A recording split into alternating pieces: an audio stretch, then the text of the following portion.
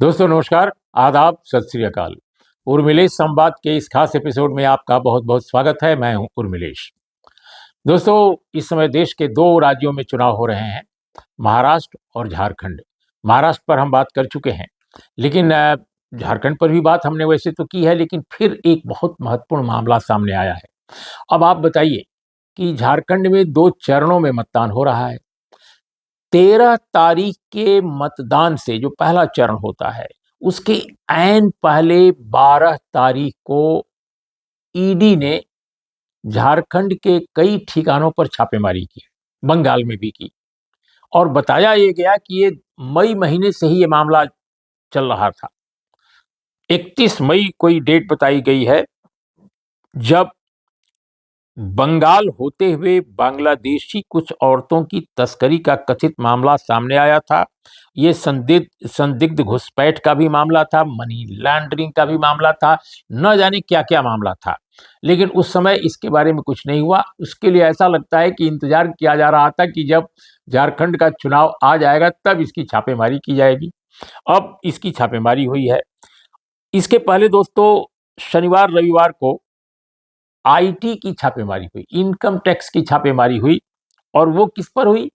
वो chief minister जो हैं, जेएमएम की सरकार इस समय झारखंड में है, और उस सरकार और जेएमएम के अलायंस को, यानी इंडिया अलायंस को चुनौती बीजेपी दे रही है, जो केंद्र में सत्तारूढ़ है लेकिन जो झारखंड में विपक्षी दल है।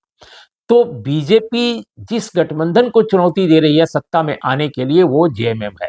तो जेएमएम के नेता हेमंत सोरेन जो मुख्यमंत्री हैं, उनके पीएस यानी पीए, उसके यहाँ छापेमारी हो गई। और अब जाहिर है कि मुख्यमंत्री पर छापेमारी हो, उनके पीए पर हो, उनके पीएस पर हो, या उनके किसी भी सहायक पर हो, माना यही जाएगा कि ये मुख्यमंत्री को डिस्टेबलाइज करने या मेंटली परेशान करने या उनके उनके उनके टेम्पो जो उनका इलेक्शन का है उसको कमजोर करने के लिए ये काम किया गया है। क्योंकि छापेमारी अगर थी तो पहले भी की जा सकती थी, क्यों बाद में की गई? इतनी बात। ठीक वैसे ही ये बांग्लादेश का मामला जो आ रहा है कि बांग्लादेश से कुछ महिलाएं आई थी और वो बंगाल के थ्रू आई थी, तस्करी का मामला था, उसमें मनी लॉन्ड्रिंग इन्वॉल्व है, वगैरह वगैरह। अरे भाई, ये पहले भी काम हो सकता था, चुनाव के बाद भी हो सकता था, लेकिन नहीं, मतदान के एक दिन पहले। कमाल है यार। मतदान के एक दिन पहले का मतलब ये होता है कि आप कहीं ना कहीं कोई उसका कनेक्शन है मतदान से, मतदान से कनेक्शन है। और ये बात झारखंड में कई लोग कह रहे हैं। मैंने झारखंड में कई लोगों से पूछा, और सभी में ज्यादातर, मतलब जितने 5-6 लोगों से ये पूछा होगा, उसमें से ज्यादातर ने ये कहा कि इसका मकसद तो एक ही नजर आता है कि माइनॉरिटी कम्युनिटी के लोगों में दहशत पैदा कर दी जाए कि वो मतदान करने कम आए। ये भी हो सकता है। इसके पीछे क्या कारण है, इसके पीछे किसकी योजना है, ये किसी को अंदाज नहीं है। लेकिन लग तो रहा है कि अगर केंद्रीय एजेंसियों की तरफ से ये हो रहा है तो कहां से आ रहा है, कहां से आदेश जारी हो रहा है। लेकिन जो जिन लोगों से हमने बात की, जो झारखंड के जानकार हैं, उनमें कई लोग ऐसे हैं जो सीधे सीधे मानते हैं कि ये माइनॉरिटी कम्युनिटीज के जो जो जो वोट हैं, जो मतदाता हैं, उनको कहीं ना कहीं परेशान करने के लिए, उनके दिमागों में दहशत पैदा करने के लिए ये किया जा रहा है, क्योंकि वो स्ट्रांगली स्ट्रांगली इंडिया ब्लॉक के साथ हैं। तो ये एक तो कोल्हान के इलाके में भी मतदान है। और इससे क्या है कि जो एक अलायंस है, सोशल लेवल पर जो अलायंस है, आदिवासियों का, माइनॉरिटी कम्युनिटी के साथ, ओबीसी के साथ, दलित के साथ, ये जो अलायंस है, इसको एक तरह से डिसरप्ट करने का एक प्रयास इसमें दिखता है। दूसरी बात दोस्तों जो मैं कहना चाहूंगा, इस अभूतपूर्व की पहले एक एक एजेंसी सीबीआई आती है, फिर आईटी आती है, फिर ईडी आती है, क्या क्या इस इलेक्शन में झारखंड में नहीं किया गया है। हम सब जानते हैं कि चुनाव से कुछ महीने पहले हेमंत सोरेन को गिरफ्तार कर लिया गया था। फिर वो चंपई सोरेन को मुख्यमंत्री बना दिया उन्होंने। अच्छा काम किया कि उन्होंने अपने परिवार से नहीं बनाया किसी को। परिवारवाद का आरोप लगाते हैं बीजेपी वाले ही, लेकिन जिनको बनाया चंपई सोरेन को भारतीय जनता पार्टी ने अपने साथ कर लिया। अब वो बीजेपी के कैंडिडेट के रूप में चुनाव लड़ रहे हैं जनाब। तो उनके बेटे भी चुनाव लड़ रहे हैं। तो वहां परिवारवाद नहीं है। बीजेपी जब परिवार के लोगों को, एक ही परिवार के दो दो लोगों को चुनाव में वोट देती, टिकट देती है, तब परिवारवाद नहीं है। लेकिन दूसरी पार्टी का कोई आदमी दे दे तो है। तो झारखंड में बहुत कुछ हो रहा है, बड़ी दिलचस्प बात है। एक और बात बहुत मुझे दिलचस्प लगी कि झारखंड में जो 13 तारीख का जो मतदान, अब उस मतदान से ऐन पहले यानी 12 तारीख को जिस दिन वहां पर छापेमारी हुई, उस सभी अखबार जो प्रमुख हैं वहां के, उन पर जबरदस्त एक पेज का विज्ञापन छपा भारतीय जनता पार्टी का।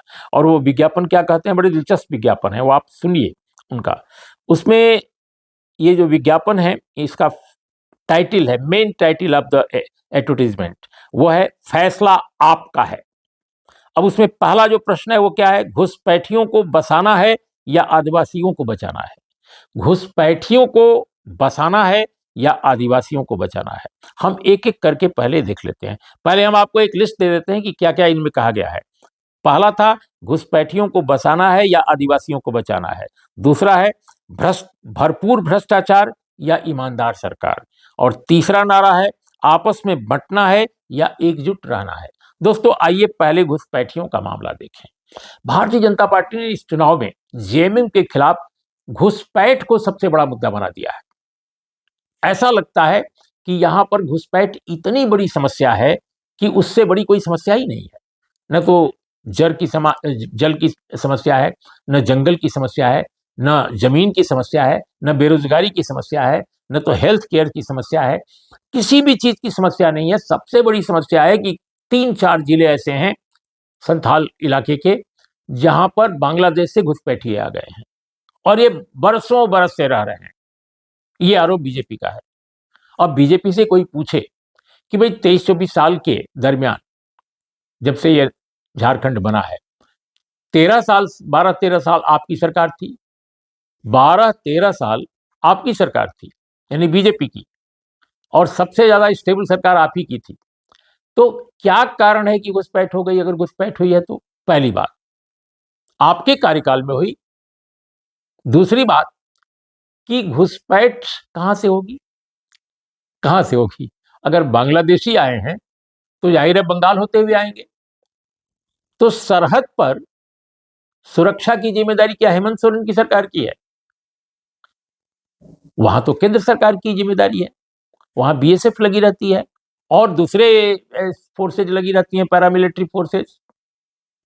तो जो सरहद पर घुसपैठ हो रही है उसके लिए हेमंत सोरेन को जिम्मेदार कैसे ठहरा रहे हैं आप? लेकिन ठहरा रहे हैं।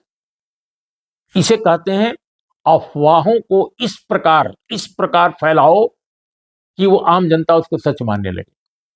यानी एक झूठ को इतनी बार बोलो कि वो सच हो जाए, और सच के खिलाफ इस तरह षड्यंत्र करो कि उसको लोग झूठ समझ लें।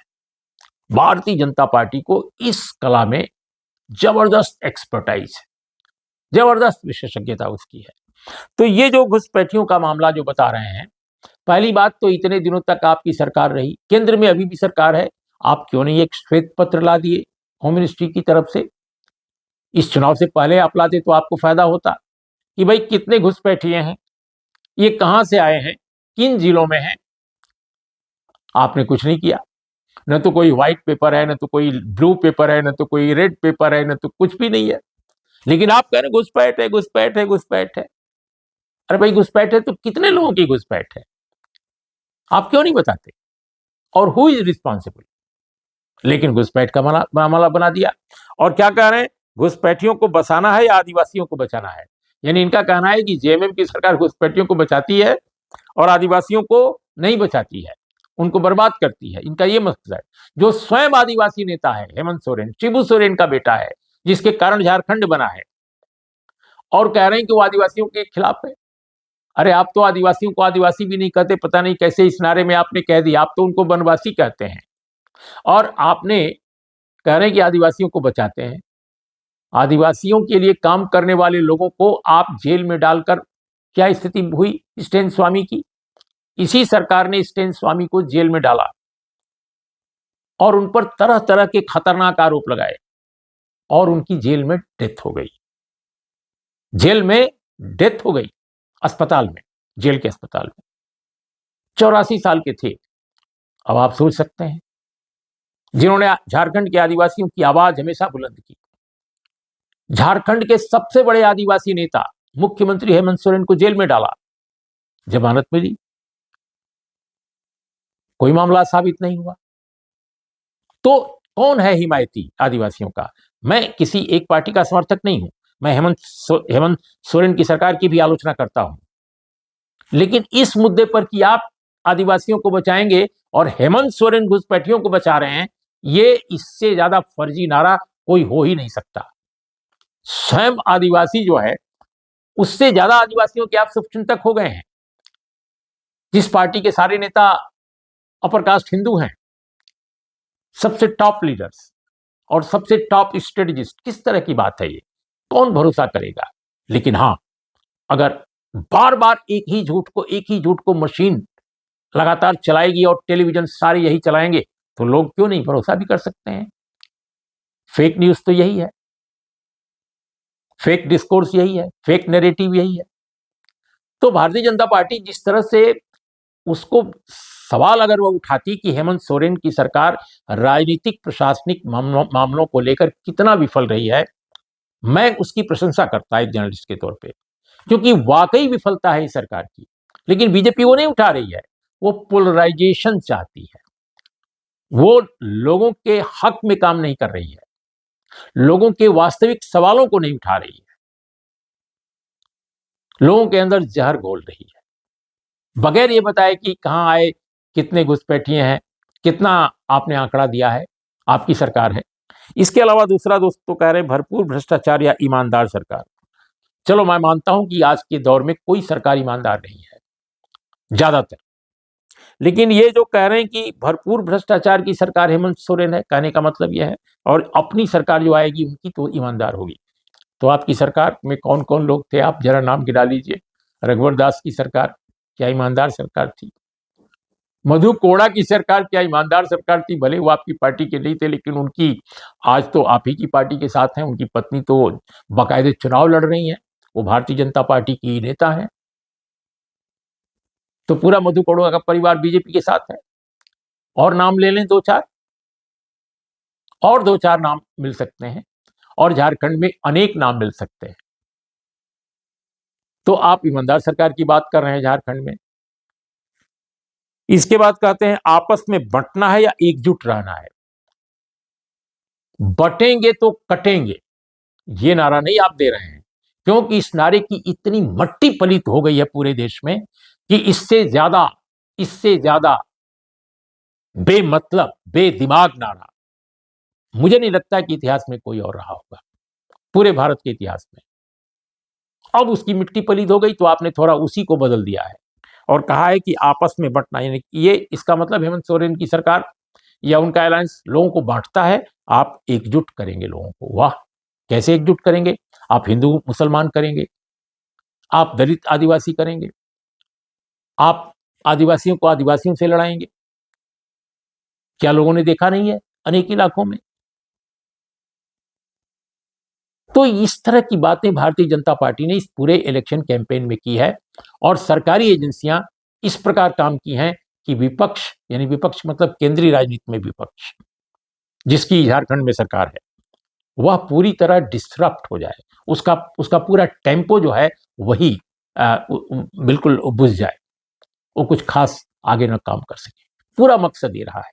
और दोस्तों, बिल्कुल चलते चलते मैं एक बात और आपके सामने जरूर रखना चाहता हूं कि झारखंड में चुनाव का नतीजा क्या होगा मैं नहीं जानता, लेकिन आप सोचिए कि इतना बड़ा महाराष्ट्र है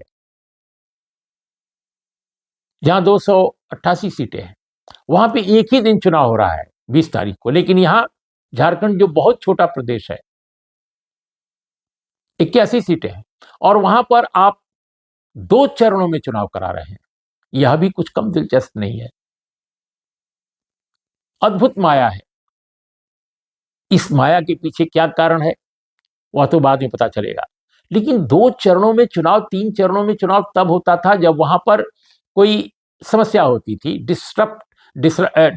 डिस्टर्बेंसेज होते थे। लेकिन आज की तारीख में तो कुछ भी ऐसा नहीं है। हेमंत सरकार ने काफी बेहतर काम किया है इस मोर्चे पर, और एक आदिवासी के होने के कारण आदिवासी क्षेत्रों में जो डिसकंटेंट रहा है वो काफी खत्म हुआ है। तो ऐसे में किन कारणों से 2 चरणों में कराया जा रहा है चुनाव, यह भी सोचने की बात है। तो दोस्तों, ये जो झारखंड के मतदान के ऐन पहले छापेमारी का दौर रहा है, वो सचमुच हमारे लोकतंत्र को शर्मसार करता है। और निर्वाचन आयोग बिल्कुल खामोश है।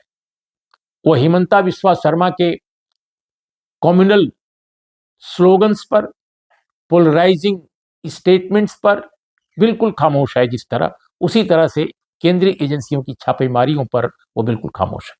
नमस्कार, आदाब, सत श्री अकाल।